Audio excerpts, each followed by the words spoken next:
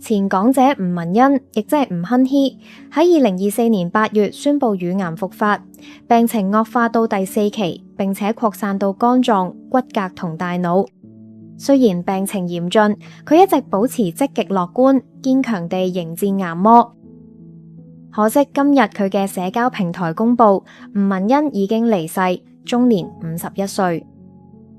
吳文欣喺2011年同有南丫島王子之稱嘅金融才俊陳劍靈結婚，婚後育有2個女兒，淡出娛樂圈，專心照顧家庭。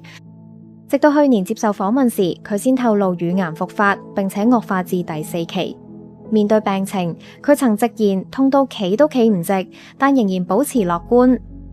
今年3月初，佢仲為自己舉辦咗一場生前追思會，好多好朋友，包括導演彭秀慧，亦都有到場支持。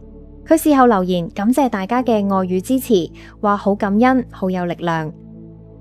家人喺 Facebook 表示，吳文欣係星期日入院，最後嘅日子，家人同最親密嘅朋友都有前嚟探望，2個女亦去到醫院同媽媽道別，最終佢喺睡夢中安詳離世。